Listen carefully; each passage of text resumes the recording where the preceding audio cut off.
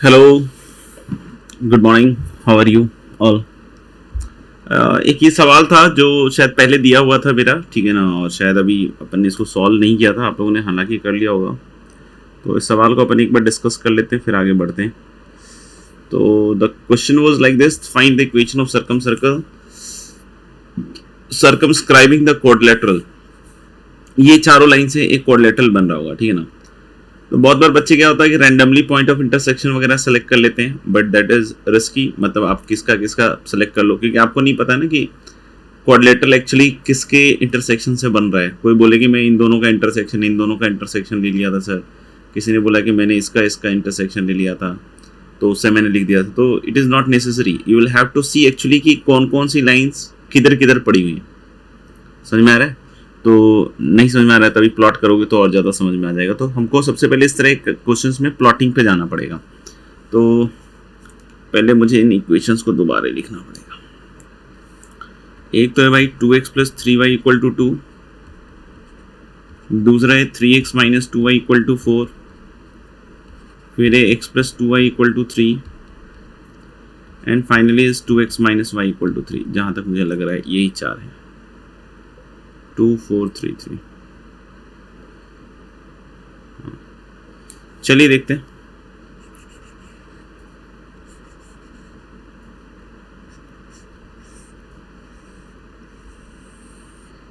जो पहली लाइन है उसका x इंटरसेप्ट 1 है और y इंटरसेप्ट शायद 2/3 है।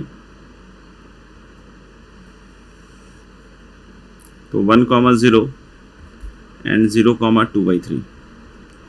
दूसरे वाले का मेरे ख्याल से तो 4/3 है, नहीं सॉरी, हाँ 4/3 लग रहा है, और ये शायद -2 लग रहा है, इधर की साइड आएगा। तो -2 और 4/3 मतलब इस तरीके से कुछ लाइन आएगी।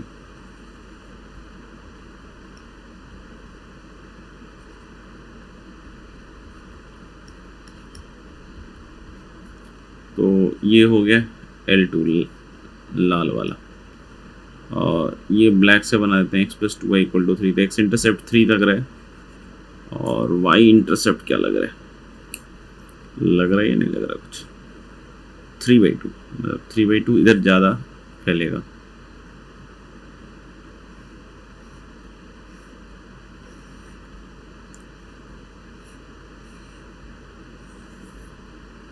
कुछ इधर आएगा 3,0, ठीक है। और एक फाइनली और पकड़ लेते हैं 2x माइनस वाई। तो ये -3 मतलब 0,-3 इधर जाएगा, और 3/2 1.5। तो शायद कुछ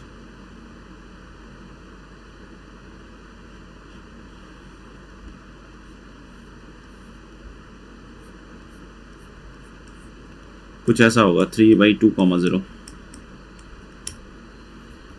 और इस 0,-3, पता नहीं, देख लेना यार, ठीक है ना। तो अल्टीमेटली आपको रियलाइज हुआ कि क्वाड्रिलेटरल किससे बन रहा है, ये वाली चीज़ से बन रहा है। ये जो लाइंस हैं, या फिर मैं इससे बना देता हूँ, ये जो है ये एक्चुअल क्वाड्रिलेटरल बन रहा है।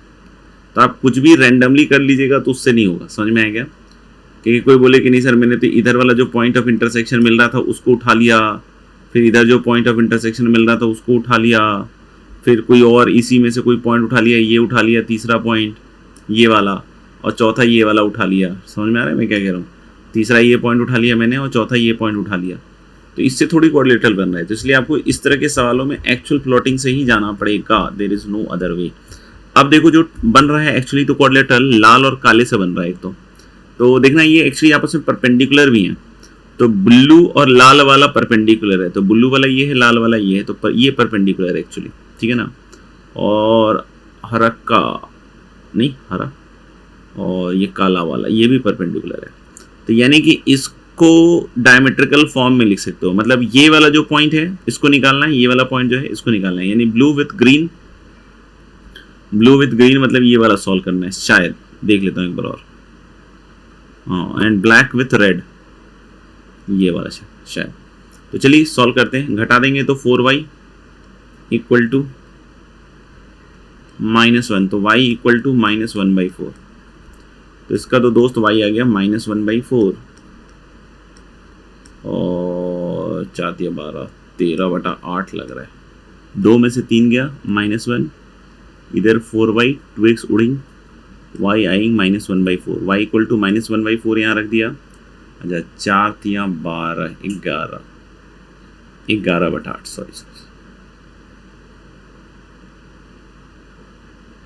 अब ठीक है, 11/8 एंड -1/4 ये वाला निकालना है, लाल और काला इन दोनों से। तो दोनों को जोड़ोगे तो 4x और 7, तो x है 7/4, 4 दिया 12, 5, 5/8 आ रहा है, पता नहीं रॉन्ग राइट जो भी है, ये आ गया। अब ये 90 डिग्री है तो डायमेट्रिकल फॉर्म में लिख लीजिए, x - 11/8 इंटू x - 7/4 और plus y + 1/4 into y - 5/8 equal to. तो ये एक शायद पेंडिंग क्वेश्चन था, तो मैं होप कि this will be the answer. बहुतों के आंसर्स ये आए होंगे और उन्होंने बिना प्लॉटिंग किए निकाला है, तो उनको खुश होने की ज़रूरत नहीं है कि उनका आंसर सही है क्योंकि आपने एक्चुअल कोई कॉन्सेप्ट उसमें लगाया नहीं है, ठीक है। तो बिना प्लॉटिंग के फाइंड आउट मुश्किल है। चलिए एक बार चेक कर लेता हूँ मैं आंसर की, आंसर तो सही है ना। तो मुझे लगता है इसका आंसर पता नहीं, लग तो रहा है ठीक ही होगा। चलिए आगे बढ़ते हैं। हम लोगों ने लास्ट क्लास में क्या किया था, हाँ लेंथ ऑफ टेंजेंट शायद किया था, मुझे जहाँ तक याद आ रहा है। ये सब हो गया था, ये था शायद लास्ट। अच्छा इस पर एक सवाल भी किया था हमने, ग्रेट, और ये शायद होमवर्क था। चलिए अच्छी बात। तो अब हम लोग आगे बढ़ते हैं और देखते हैं क्या कर सकते हैं और आगे। नेक्स्ट हम लोग एक आर्टिकल कर रहे हैं जो सवाल के फॉर्म में भी आपके पास आ सकता है।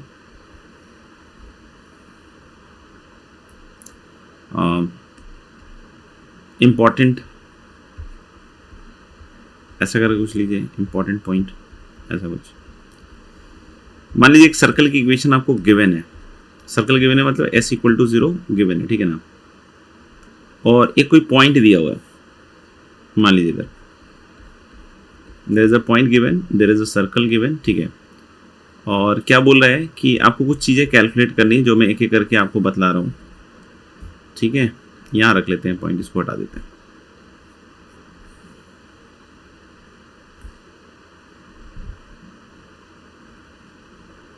ये 90 होगा, ये 90 होगा। मान लो ये A और B पे टच कर रहा है and this point is C। तो हम लोग कुछ चीज़ें कैलकुलेट कर रहे हैं, जैसे हमें गिवन क्या क्या है, फिर से मैं बोल देता हूँ एक बार कि हमें नो ये क्या हो रहा है भैया, हमें ये पॉइंट गिवन है और हमारे को सर्कल की इक्वेशन गिवन है। तो सर्कल की इक्वेशन गिवन है तो सेंटर कोऑर्डिनेट निकल जाएगा, क्या बोलती है जनता, नहीं। तो ये -g, -f पता है और आपको रेडियस भी पता है। आपको जैसे एक चीज़ निकालना पड़ सकता है, एंगल बिटवीन, मतलब सवाल आ सकते हैं इस तरह के, angle between pair of tangents.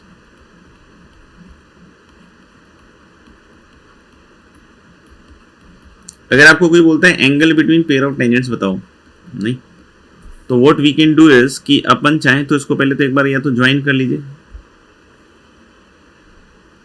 इस एंगल को हम थीटा बोल देते हैं। तो what is the angle, angle is 2 theta. और ये लेंथ आपको निकालना सिखाई दिया गया था कि अगर पॉइंट पता है, नहीं पॉइंट पता है और सर्कल की इक्वेशन पता है, तो length of tangent we can calculate √(s1), और ये रेडियस पता है आपको, ठीक है। और यहाँ 90 डिग्री भी पता है, नहीं। तो हम लोग बोल सकते हैं क्या कि this is going to be tan theta equal to r/l, और जो एक्चुअल एंगल आएगा 2 theta, that is going to be 2 times tan inverse r/l। I hope formula ऐसे याद नहीं रखना है, बस मैं आपको सिखला रहा हूँ कि अगर कभी पेयर ऑफ टेंजेंट्स के बीच का एंगल निकालना है तो आप क्या कर सकते हैं पॉसिबली, ठीक है ना। एक तो ये हो गया, लिख लेना angle between pair of tangents. आगे बढ़ रहे हैं, दूसरा पॉइंट कभी ऐसा भी आ जाता है, लेंथ ऑफ दिस AB।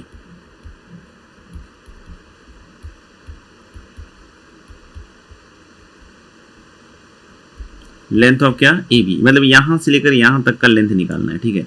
तो मैंने क्या कहा जनाब, ये L है, ये थीटा है, तो ये वाली चीज कितनी हो जाएगी, L, देख लो ध्यान से, साइन थीटा, और इसका डबल 2L साइन थीटा। और tan थीटा अगर r बाई एल है तो sin थीटा तो निकाल ही सकते हैं ना, r upon under root of r square plus l square. R और एल नोन है इसलिए उसके टर्म में लिख रहा हूँ मैं, ठीक है ना। tan theta is r by l, tan theta अगर r बाई एल है तो sin थीटा कितने बराबर आ जाएगा, r upon under root of r square plus l square. तो मेरे ख्याल से ये सही है, आप चेक कर लो एक बार, तो कुछ गड़बड़ है तो मेरे ख्याल से तो ठीक होना चाहिए, ठीक है ना। तीसरा ऐसा आ सकता है, area of triangle P A B क्या आएगा दोस्त, area of triangle P A B तो हाफ एल इंटू एल नहीं, और into sine of the included angle that is sine 2 theta. या फिर ऐसा भी कर सकते हैं कि ये पूरा लेंथ दिस और multiplied by this L cos theta, जो भी लगे आपको, ठीक है ना, सेम ही चीज़ है।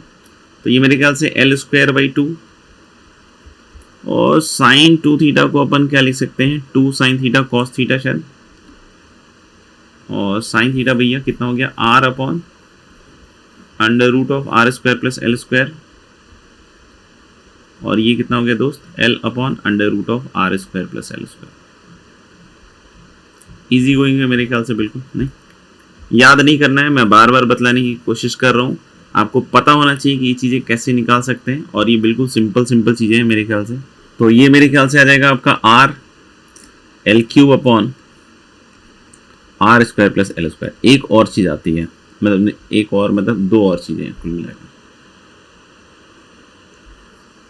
एक तो ये चीज़ आती है कभी कभी चौथे नंबर पे, जैसे कि एरिया ऑफ क्वाड्रिलेटरल, और ये जरूरी नहीं सर्कल में है, ये कहीं और भी ज्योमेट्री में बन सकता है, ठीक है ना, तो आप देख लीजिएगा। Area of quadrilateral A P B C, तो मुझे कैसा लगता है कि ये 2 टाइम्स, अब बोलोगे सर 2 टाइम्स क्यों, तो एक ये वाला ट्रायंगल आपको दिख रहा होगा, ये वाला देखो ध्यान से, नहीं, और एक ये वाला, तो इन दोनों का 2 टाइम्स हो गया। अच्छा, इस वाले ट्रायंगल का एरिया कैसे लिख सकते हैं, ये आर है ये एल है, तो हाफ इंटू, और वैसे भी दिख रहा है 90 है ना, तो ठीक है, तो हम लोग इसका कितना आ जाएगा, हाफ आर इंटू एल मेरे ख्याल से, तो और उसका डबल, तो मुझे लगता है आर एल। और एक 5वीं चीज, इक्वेशन ऑफ सर्कम सर्कल, ये पूछ भी चुका है जी और बार बार ही पूछता रहता है, equation of circumcircle of triangle P A B, इसीलिए स्टार लगा दिया मैंने, ठीक है ना, देख लेना।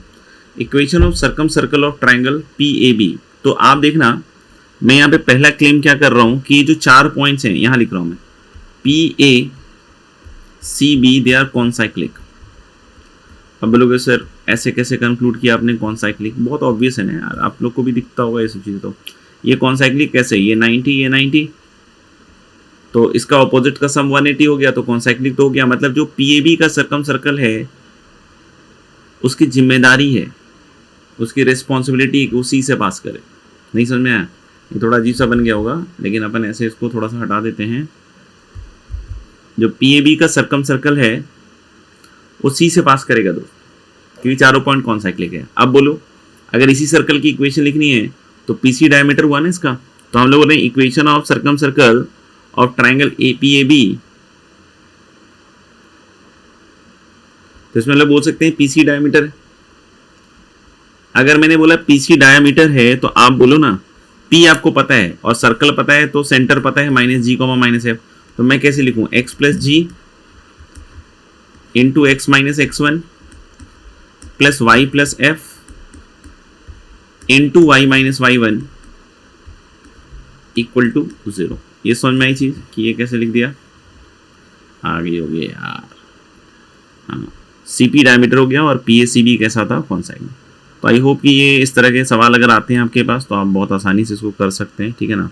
तो मेरे ख्याल से ये पार्ट तो क्लियर है दोस्त, सही है क्या। अब आगे बढ़ते हैं। नेक्स्ट हम लोग एक चीज देख रहे हैं, पावर ऑफ ए पॉइंट। घबराइएगा नहीं, पावर ऑफ ए पॉइंट। क्या होता है power of point?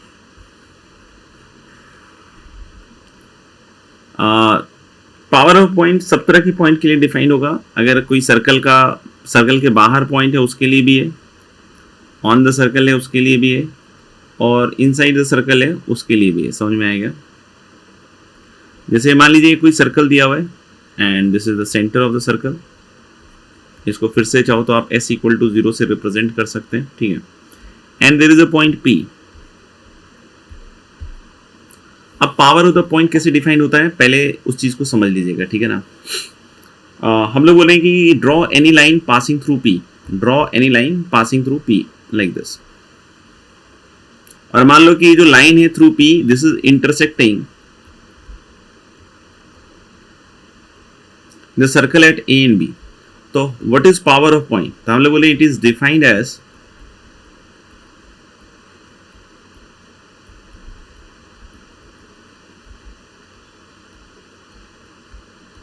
PA into PB, where PA and PB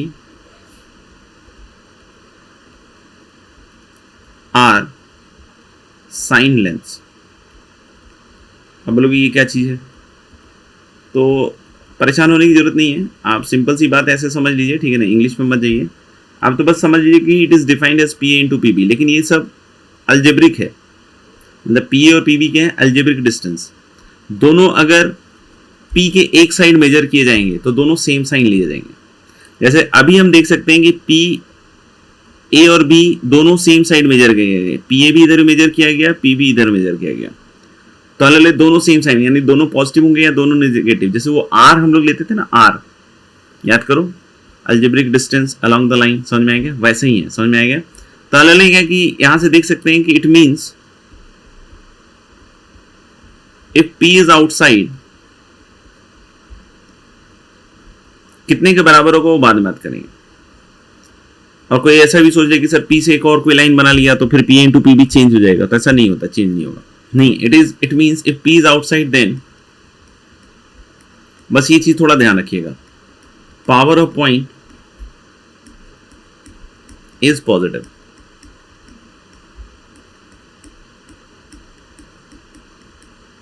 फिर से बोल दे रहा हूं, कैसे डिफाइन करें? PA into PB, और जहां PA और PB हम लोग क्या बोल रहे हैं, दे आर साइन लेंथ, मतलब हम लोग बोले अलजेब्रिक डिस्टेंस है विद साइन है। समझ में आ गया? तो P अगर बाहर है और दोनों एक साइड, मतलब P बाहर नहीं है, अगर दोनों एक साइड मेजर होगा तो दोनों सेम साइन कंसिडर किया जाएगा। ऑपोजिट साइड अगर P और PB मेजर हुआ है, समझ में आ गया, तो फिर ऑपोजिट साइन कंसिडर करेंगे। तो आप देखना कि जब P बाहर होगा तो ऑटोमेटिक मीन है कि P और PB सेम साइड अपन मेजर करेंगे, चाहे दोनों को पॉजिटिव लीजिए चाहे दोनों को नेगेटिव लीजिए।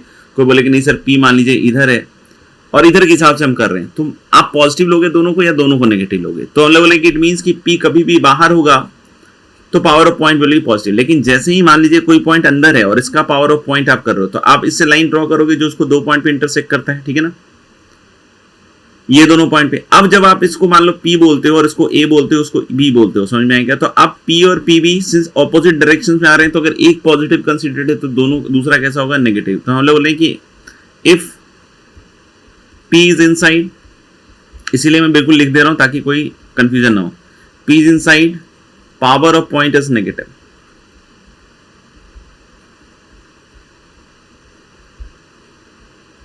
Power of point is negative. अब कोई बोले सर कि मान लीजिए P जो है वो तो सर्कल पे ही है, तो PA या PB में से कोई एक क्या हो जाएगा, 0। तो हम लोग बोले कि in that case power of point is going to be what, 0।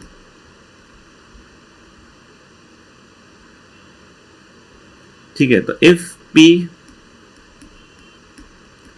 is on the circle,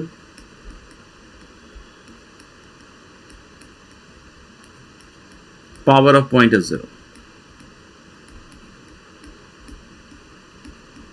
तो आपको समझ में आ गया, किसी भी पॉइंट का पावर जब पॉइंट बाहर है with respect to a circle, ठीक है ना, that is positive, inside negative, on the circle 0। अभी एक मन में बात आ रही थी कि सर मान लीजिए कि कोई दूसरी लाइन बना दे, नहीं PAB के अलावा कोई ऐसी और लाइन बना दे अपन सर, तो इट मे चेंज। मान लो कि इसको C और D कह दिया तो PC into PD अलग चीज आ जाएगी सर, नहीं, ये कंजर्व रहेगा। फॉर एनी पॉइंट, सेम रहेगा। अब बोलोगे कैसे प्रूव कर सकते हैं? बिल्कुल इजीली प्रूव कर सकते हैं। इस पॉइंट को हम लोगों ने मान लो कि x1 y1 ले लिया और इस सर्कल को अपने सबसे छोटे फॉर्म में रख लेते हैं, क्योंकि इसके लिए भी प्रूव कर दिया तो सबके लिए प्रूव हो गया। मतलब आप कोई भी सर्कल ले लो किसी भी तरह का, ऑरिजिन शिफ्ट करके आप 0 0 पे तो ला ही सकते हो ना, यानी कि अगर इस सर्कल के लिए प्रूव कर दिया तो सबके लिए ऑटोमेटिकली हो गया। तो देखिए हम लोगों ने इस सर्कल की इक्वेशन को x square plus y square equal to a square मान लिया है, और इस लाइन की इक्वेशन को हम लोग पैरामीट्रिक लिख रहे हैं। x equal to x1 plus r cos theta, r algebraic distance है, and y equal to y1 plus r sine theta. अब कोई पूछ सकता है सर इसमें थीटा तो दिया नहीं हुआ है, तो यही मैं कह रहा हूँ कि थीटा आप चेंज करते जाओ, p के थ्रू लाइन ड्रॉ करो जिसमें हम लोग थीटा को चेंज कर रहे हैं, ठीक है ना। वी आर टेकिंग, समझ में आ रहा है, डिफरेंट स्लोप्स, राइट। तो हम लोग हर एक केस में दिखाएंगे कि p इंटू पी भी फिक्स आएगा, समझ में आएगा। अब इन दोनों को अपन सॉल्व कर रहे हैं। अब बोलोगे कैसे सॉल्व करोगे सर? तो ऑब्वियस बात है, ये जो है ये लाइन के ऊपर का एक्स कोऑर्डिनेट रिप्रेजेंट कर रहा है, लाइन के ऊपर का एक्स कोऑर्डिनेट और वाई कोऑर्डिनेट रिप्रेजेंट कर रहा है ना, और ये कर्व का एक्स और वाई कोऑर्डिनेट है, दोनों को सॉल्व करेंगे तो हम लोगों ने एक्स की जगह क्या रख देंगे, x1 प्लस आर, सुनना हम लोगों ने क्या कहा कि x की जगह हम यहाँ पे क्या रख देंगे, x1 plus r cos theta उसका स्क्वायर, और प्लस क्या हो गया y1 plus r sine theta उसका square, and that is equal to a square. अब आप जब स्क्वायर कीजिएगा तो r square cos square theta, r square sine square theta, that is r square plus 2 x1 cos theta, और उधर से क्या आ रहा है plus y1 sine theta into r plus x1 square plus y1 square minus ए square. ये are में quadratic आया, मतलब आप समझिएगा इसको, ठीक है ना। अगर नहीं समझ में आए तो फैलने से कुछ नहीं होगा, ठीक है ना, मेहनत करना पड़ेगा, फील लेना पड़ेगा कि कौन सी चीज क्या है, ठीक है। अगर यही नहीं समझ में आए कि सर कैसे इंटरसेक्शन हुआ, तो वो भी थोड़ा सोचिए दम लगाकर कि ये x1 x, y ये इस लाइन के ऊपर कोई भी पॉइंट है, सही है क्या। और हमने क्या बोला भाई साहब, ये जो सर्कल है ये इधर का कर्व का पॉइंट है, समझ में आ रहा है क्या। तो अल्टीमेटली क्या हो रहा है, अल्टीमेटली क्या हो रहा है कि दोनों इंटरसेक्ट कर रहे हैं, कहां कहां पे, ए और बी पे। कहां कहां पे इंटरसेक्ट कर रहे हैं, ए और बी पर, आराम से सोच लीजिए, ठीक है। तो हम लोगों ने क्या कि पी ए को जैसे आप R1 बोल दीजिए, पी ए को क्या बोल दीजिए R1, और पीबी को हम लोग क्या बोल देते हैं, यहां से यहां तक इसको R1 बोल देते हैं, और इसको हम लोगों ने पीबी को बोल दिया R2। तो दोस्त मेरे इसके आर के जो क्वाड्रेटिक हैं इसी के तो रूट R1 R2 हो गए, इसी के रूट अगर R1 R2 हो गए तो पी ए इंटू पीबी क्या है, product of roots. P A into PB क्या है, प्रोडक्ट ऑफ रूट्स। तो प्रोडक्ट ऑफ रूट्स यहाँ पे दिख रहा है ना, थीटा से फ्री है। प्रोडक्ट ऑफ रूट्स क्या आपको दिख रहा है यहाँ पे, थीटा से फ्री है। जैसे आप R1 इंटू R2 लिखोगे तो this is x1 square plus y1 square minus A square. Theta से फ्री होना क्या इंडिकेट करता है, थीटा से इंडिकेट होना ये इंडिकेट करता है कि आप किसी भी x1 y1 के लिए बात करेंगे, ऑफ कोर्स a फिक्स है, तो this R1 into R2 quantity is going to be same नहीं for any particular x1 y1। वहां से बहुत सारी लाइन काट सकती हैं, लेकिन x1 y1 अगर उसका कोऑर्डिनेट फिक्स है, रेडियस फिक्स है, तो ऑफ कोर्स हम लोगों ने R1 R2 ही आएगा। और इसको थोड़ा और क्लोजली लुक देखिएगा तो ये S1 दिखेगा। यानी हम लोग बोल सकते हैं कि पावर ऑफ पॉइंट क्या हो जाएगा, S1 वाले एक्सप्रेशन के बराबर। पावर ऑफ पॉइंट क्या हो जाएगा, S1 वाले एक्सप्रेशन के बराबर। यानी जब पॉइंट बाहर लाई करेगा तब तो हम उसको square of tangent, length of tangent की संज्ञा दे सकते हैं, बट अंदर है तो सिंस हम वो सब चीज बोल नहीं सकते, क्यों, क्योंकि अंदर वाले पॉइंट के लिए कोई टेंजेंट वेंजेंट आता नहीं। तो पावर ऑफ पॉइंट का अपना एक इंडिपेंडेंट आइडेंटिटी है। This identity matches with the square of length of tangent, right, when the point is outside. But inside हम लोग बोले ऐसी कोई चीज नहीं है।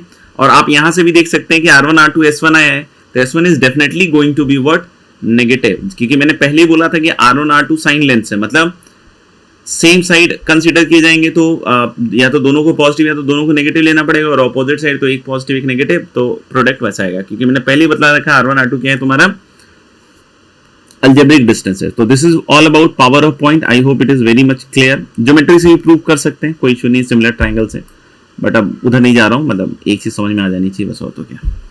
तो मेरे ख्याल से क्लियर है पावर ऑफ पॉइंट। अपन इस पे कुछ क्वेश्चंस करके देख लेते हैं दोस्त। Find the value of P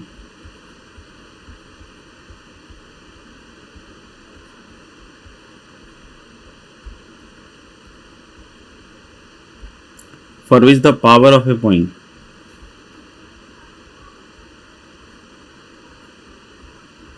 Find the value of p for which the power of a point p, yeah, for which the power of a point 2 comma 5, for which the power of the point 2 comma 5 is negative with respect to a circle, is negative with respect to a circle, x square plus y square minus 8x minus 12y plus p equal to 0, and the circle neither touches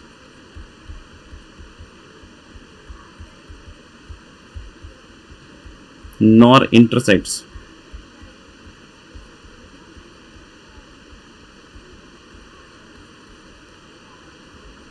the coordinate axis. तो easy सा ही है।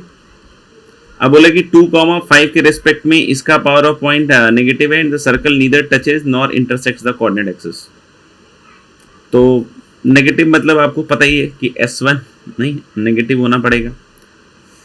Power of point क्या बताया था, S1 बताया था ना, तो मेरे ख्याल से 2 और 5 रखोगे तो 2 दूनी 4 और 25 तो 29 है, minus 16 minus 60 plus p must be less than 0,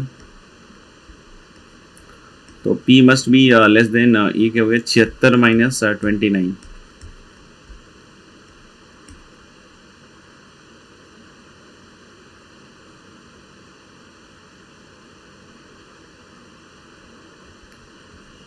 सात हो जाएगा सर, p लेस देन 47 आ जाएगा राइट। और नॉर इंटरसेक्ट नॉर, तो मुझे पता है कि अगर ऐसा होता है तो g square less than c and f square less than c होता है, शायद ऐसे ही होता है ना। तो जी क्या दोस्त, जी है आपका यहाँ पे 2g इज़ -8, तो जी इज़ -4 और सी पी है, तो p इज़ ग्रेटर देन 16 आ रहा है यहाँ से, और इससे p इज़ ग्रेटर देन मुझे लग रहा है 36 आएगा क्या, तो सबका इंटरसेक्शन लोगे तो शायद p 36 से 47 शायद आ जाए। तो इतना ही सिंपल है, नहीं आई होप कि करने के बाद देखा होगा आपने। एक और सवाल लिख रहे हैं, find the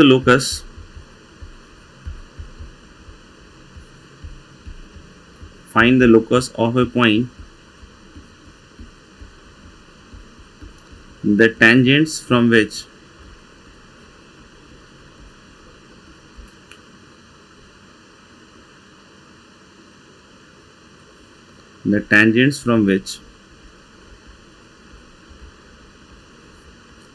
to the circles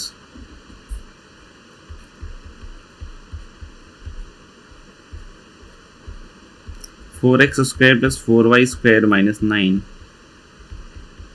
equal to 0 and 9x square plus 9y square minus 16 equal to 0 are in the ratio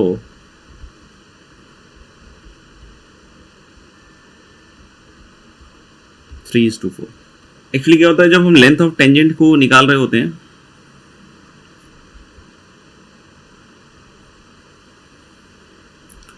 तो याद कीजिएगा दोस्त, हमने जो फॉर्मूला लगाया था तो यहाँ -g, -f सेंटर मान लिया था, और यहाँ पे क्या आया था, एक तो ये रेडियस था और ये x1 y1 था, याद करो, तो ये डिस्टेंस निकाल लिया था राइट। और हमने सर्कल की इक्वेशन क्या मानी थी, x square plus y square plus 2gx plus 2fy plus c equal to 0। तो रूट अंडर S1 बोल दिया था।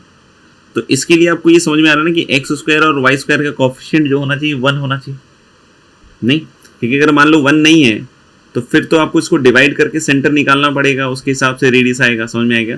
तो यहाँ एक जो गलती होती है कि बच्चा क्या करता है कि डायरेक्टली इसको लिख देता है, मतलब जैसे लोकस ऑफ ए पॉइंट पूछ रहा है ना, तो h, k माना होगा उसको, और डायरेक्टली उसको इस तरीके से लिख दिया जाता है, root under 4h square plus 4k square minus 9। This is wrong. आप चाहो तो बेसिक से भी कंप्यूट करके देख लो, बाकी मैंने बतला दिया है कि यहाँ कोएफिशिएंट 1 होना चाहिए और आपको समझ में आ भी जाना चाहिए। हाँ, तो इसको हम लोग क्या करते हैं, सबसे पहले 4 से डिवाइड कर लेंगे, तो this will be x square plus y square minus 9/4। अब सब चीज़ें अपनी जगह एडजस्ट हो जाएंगी, और यहां से हम लोग बोल रहे हैं कि जो लेंथ ऑफ टेंजेंट आएगा this is under root of h square plus k square minus 9/4. अब बोले कि such that the tangents from which to this two circles are in the ratio of 3:4. जो दूसरा वाला भी आएगा दोस्त उसको भी 9 से डिवाइड करके लिखिएगा. तो h square plus k square मतलब before applying that formula for length of tangent do divide by coefficient of x square and y square जो भी है या उसको 1 बना दीजिए. अब दोनों साइड स्क्वायर करके मल्टीप्लाई कीजिएगा तो मुझे लग रहा है 16 into x square plus y square minus 9/4 equal to 9 times x square plus y square minus 16/9. Check कर लीजिएगा एक बार. तो हम लोग 9x स्क्वायर और 16x स्क्वायर तो 7x square plus 7y square और ये 4 चौक 16 36 ये 20 आएगा शायद.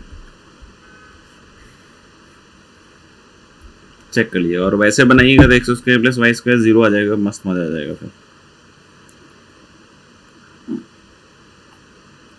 ठीक है भाई अगले पॉइंट पे चलते हैं. अगला जो टॉपिक हम लोग देख रहे हैं that is called as director circle.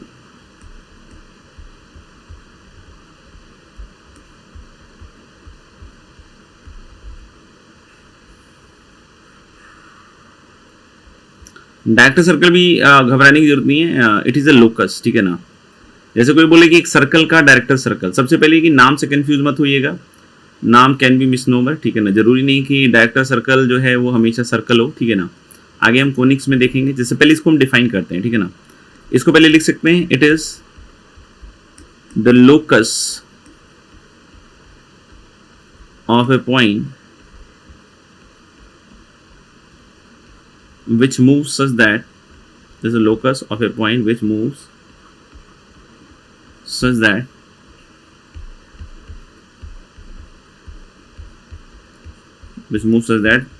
pair of tangents which moves such that the pair of tangents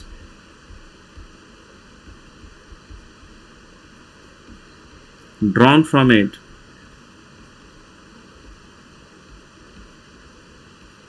to the circle includes an angle of 90 degree.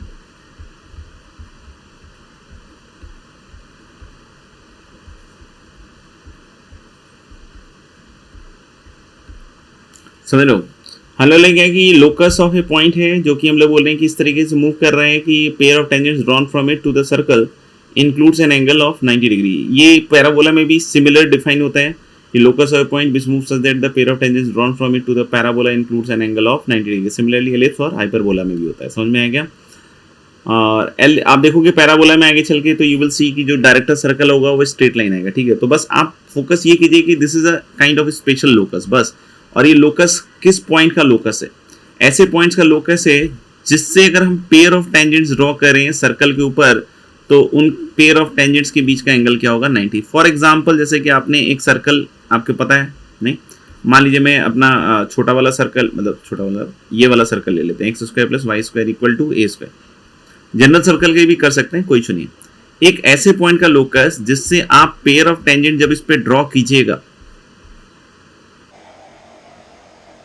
नहीं जिससे आप पेयर ऑफ टेंजेंट ड्रॉ कीजिएगा तो हम लोग बोल रहे हैं क्या कि पेयर ऑफ टेंजेंट्स के बीच का जो एंगल होगा बच्चों वो कितना होगा. ये एच कॉमा के ले लेते हैं. ठीक है. तो हम लोग बोलेंगे कि ये एच कॉमा के ले लेते हैं और ये एच कॉमा के से जब हमने पेयर ऑफ टेंजेंट ड्रॉ किया तो ये 90 डिग्री आया दोस्त. तो जैसे अब हम इसका सेंटर वेंटर लोकेट कर सकते हैं. यहाँ भी 90 है, यहाँ भी 90 है, ध्यान रखिएगा. और इधर से जब ज्वाइन कीजिएगा इधर भी तो इधर भी 90 का खेल दिखेगा. समझ में आ गई बात. तो आप देख लो कि जब इसको यहां से ज्वाइन कीजिएगा देख लो तो हमें ये पता है ये 0 0 है नहीं और ये h कॉमा के पॉइंट है. देख रहे हो. और हम लोग बोल सकते हैं कि ये लेंथ है a. तो हमें पता है ये बाइसेक्ट होता है तो 45 डिग्री तो होगा दोस्त. नहीं सुना ये यहाँ पे बाइसेक्ट होता नहीं 45 ही 45. अरे पेयर ऑफ टेंजेंट जब बनाते हैं इसको इससे ज्वाइन करते हैं तो बाइसेक्ट ही तो होता है. तो यहाँ देखो sin 45 लिख देता हूं मैं. अब बोलोगे सर कैसे लिख दोगे. sin 45 is perpendicular. देखना यही है परपेंडिकुलर. इस राइट एंगल ट्रायंगल की बात कर रहे हैं ये वाला.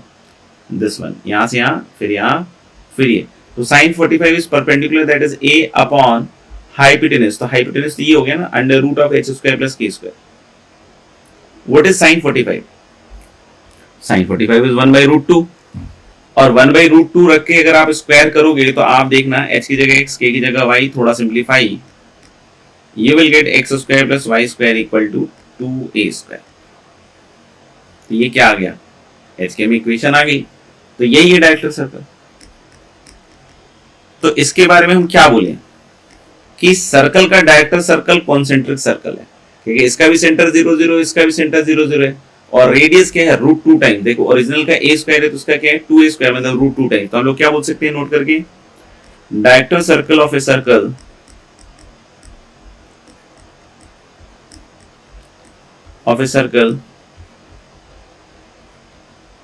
is a concentric circle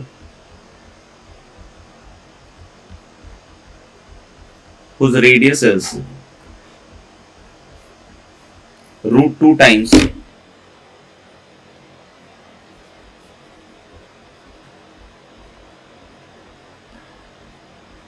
√2 times original। कर लिया नोट? मतलब अगर आपको कोई जनरल सर्कल भी दिया हुआ है तो सेंटर वही पकड़ लो और रेडियस √2 टाइम्स कर दो। ठीक है, इस पे एक आध सवाल एक करके देख लेते हैं।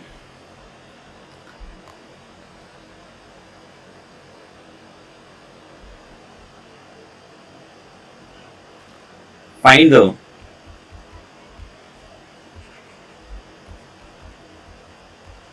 range of values of a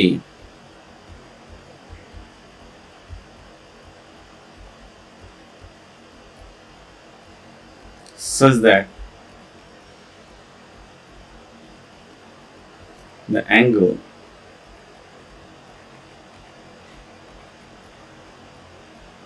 theta between the pair of tangents and the range of the values of a such that the angle theta between the pair of tangents drawn from a comma 0 to the circle x square plus y square equal to a square, equal to 1, not a square, satisfies theta belonging to pi/2 से pi। Find the range of values of a such that the angle theta between the pair of tangents drawn from a comma 0 to this circle satisfies this।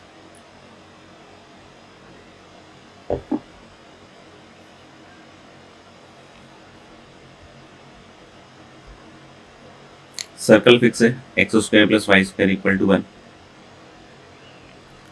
और a comma 0 point का भी हमें पता है, idea है कहाँ है, on the x axis. अब ये क्या कह रहा है कि a कॉमा 0 से अगर हम इस पे pair of tangents बरसाएं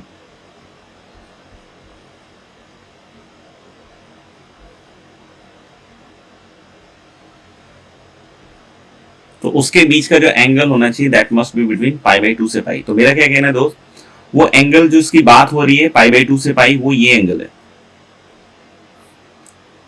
pair of tangents के बीच का ये एंगल है। अब ये बोला है कि pi/2 से पाई होना चाहिए।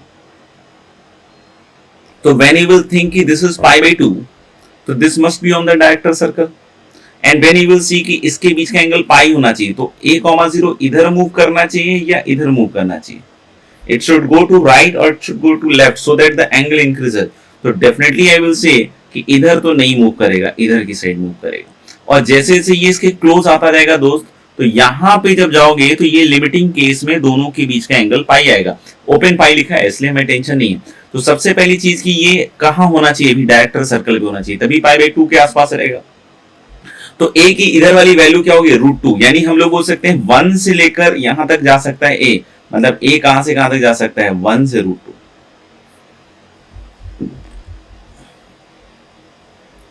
और ऐसा ही इधर भी होगा दोस्त।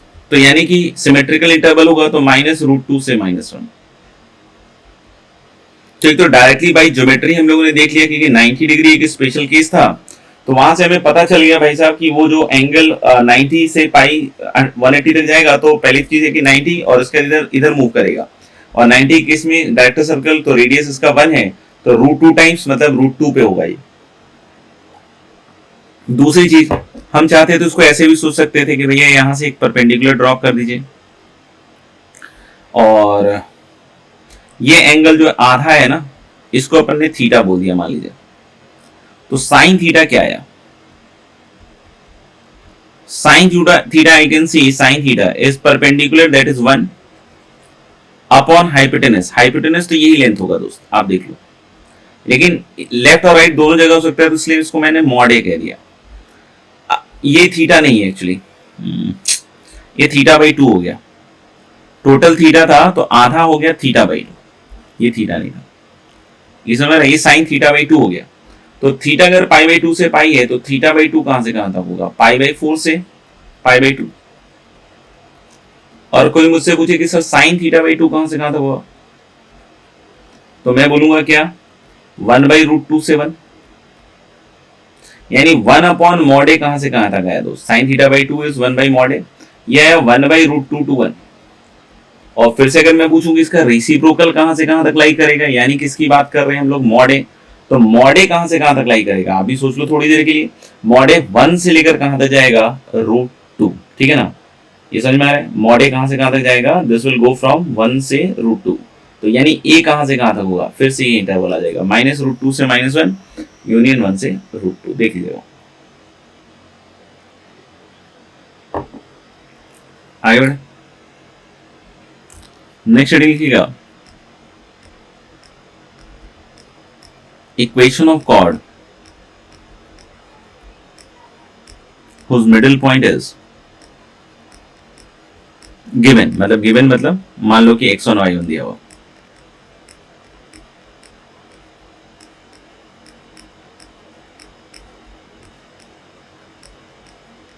ये गिवन है, ठीक है ना। तो कभी कभी ऐसी चीज आएंगी, मतलब जरूरी नहीं कि सर्कल में आए, एलिप्स में भी आएगा, हाइपरबोला में भी आएगा, पैराबोला में भी आएगा, ठीक है ना, सर्कल में भी आ सकता है, ठीक है ना। तो हम लोग अब बात करें equation of chord whose middle point is given, तो मैं वही x² + y² = a² में बतलाकर फिर वहां से करवा दूंगा, समझ में आएगा, नोटेशन फॉर्म में, फिर वो आप सबके लिए याद रख सकते हो।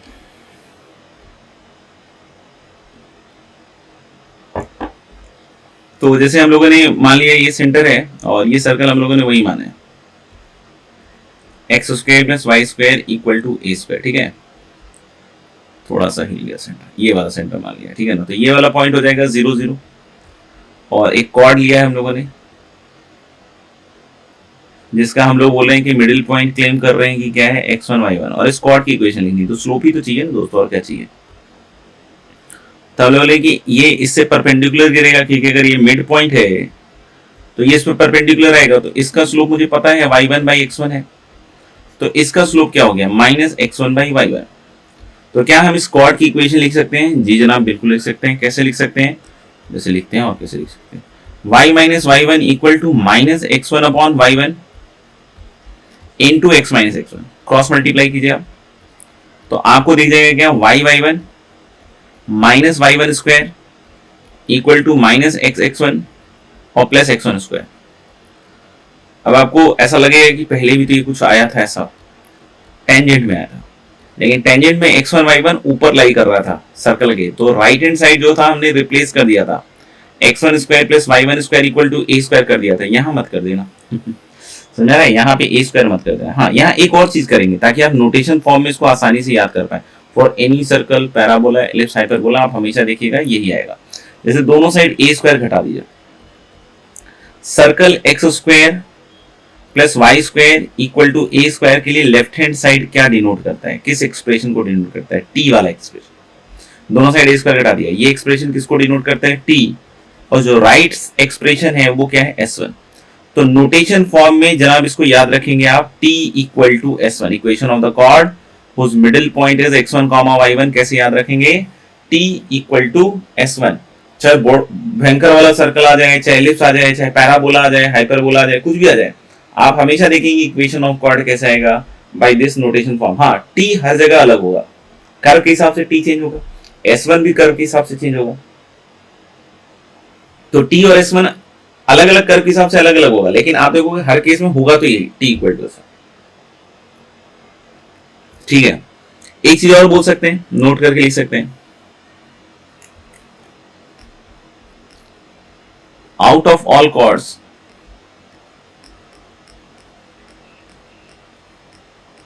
which passes through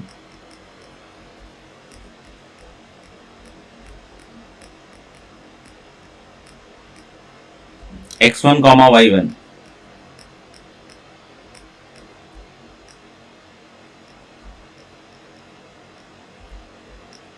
the one whose middle point is x1 comma y1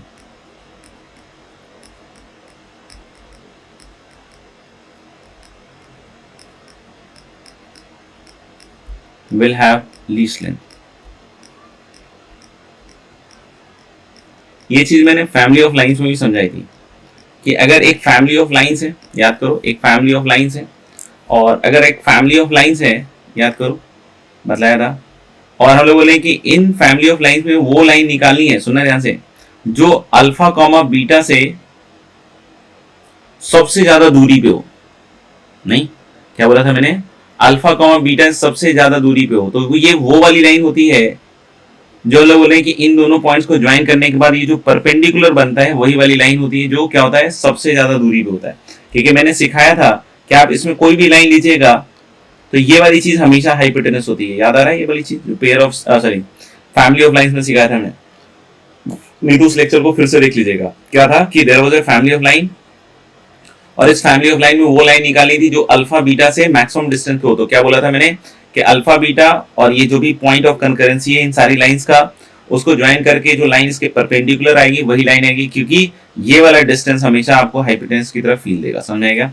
अच्छा, अब इसमें आते हैं, यहाँ पे भी कुछ ऐसी बात हो रही है कि x1 y1 से पास करने वाले जितने कॉर्ड्स हैं, यानी हम लोग बोले x1 y1 से और भी कॉर्ड्स पास कर रहे हैं भाई साहब। देखिए इसे बोल रहे जो सबसे छोटा कॉर्ड होगा वो कौन सा कॉर्ड है, क्या बोला है, जो सबसे छोटा कॉर्ड होगा वो कौन सा कॉर्ड है जिसका मिडिल पॉइंट है x1 y1, यही बोला ना शायद इंग्लिश में।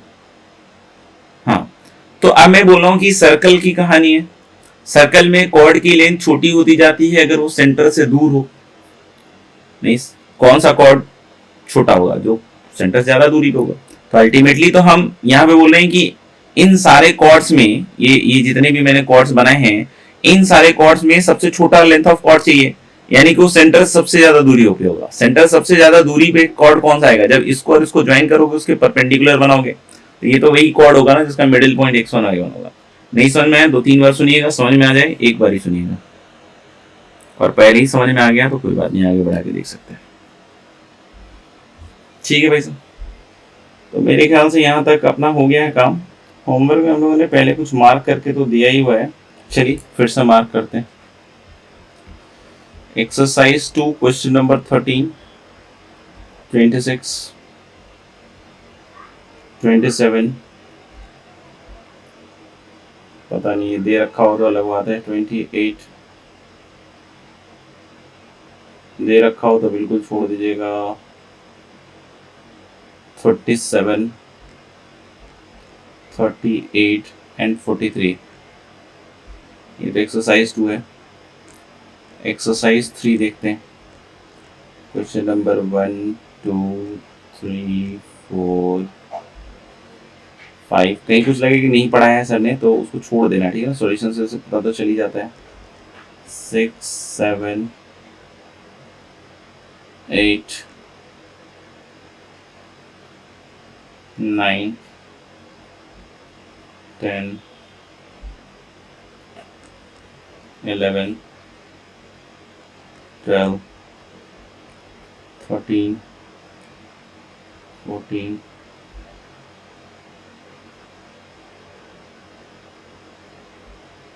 15, 18। एक्सरसाइज 4 में देख लेते हैं अगर कुछ मिल जाए तो। एक्सरसाइज 4 क्वेश्चन नंबर 1, 2, 3, 4 5 9 10 11 छोड़ देना, इसमें कॉर्ड ऑफ कॉन्टैक्ट आ गया। 16 17 लिख लेना। चलिए ठीक है, काफ़ी मेरे ख्याल से करिए। ठीक है, फिर देखते हैं। ठीक है, चलिए मिलते हैं फिर। अच्छे से पढ़िए सर्कल। मेजॉरिटी आप देखना होगा, जेईई एडवांस अगर देखिएगा तो काफ़ी सारा आता है और थोड़ा वीक रहता है, इसलिए थोड़ा स्लो पेस पे भी अपन पढ़ रहे हैं। नहीं तो उसको कीजिए अच्छी तरीके से और रिवाइज ज़्यादा से ज़्यादा कीजिए अभी।